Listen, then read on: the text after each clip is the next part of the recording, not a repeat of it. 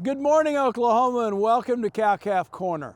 We continue our series about building back better with replacement heifers, and this week our topic is mating decisions and how they impact gene combination value. Up to this point, we have talked about how phenotype equals genotype plus environment. Genotype can be split into two components. There's that part based on additive genetic merit, the impact of individual genes that we think of as breeding value.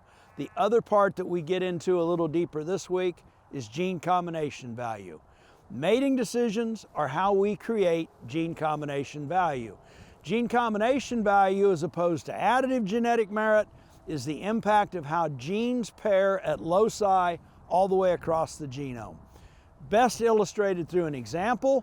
If we decide to use a Charolais bull on our set of Angus cows, we are making a mating decision to crossbreed, and we are going to see resulting F1 black-nosed smoked calves that have got a Charolais gene paired with an Angus gene at every locus.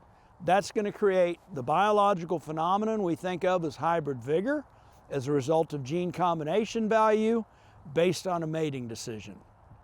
Heterosis or hybrid vigor, we typically think about in terms of percentages, and if we relate this back to additive genetic merit, hybrid vigor builds off of additive genetic potential.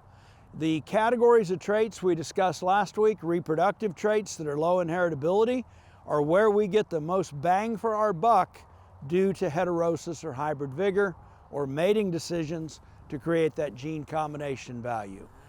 Typically, heterosis benefits reproductive traits in a big way. Growth traits are moderately heritable, but we also see a moderate level of heterosis when we crossbreed.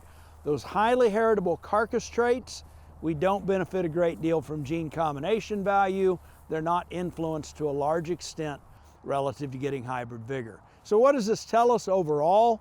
If we've analyzed our system, we've identified the things we need to improve in our next generation of cows. Based on what traits we're looking at, we may get more benefit from crossbreeding and something like reproduction. If carcass traits are our big selection goal, breeding values, selection based on EPDs or genetic merit scorecards probably take us more the direction we want to go. Overall, we can use selection and mating decisions both to our advantage in building better genotypes in the next generation of replacement heifers. As always, thanks for joining us this week on Cow-Calf Corner.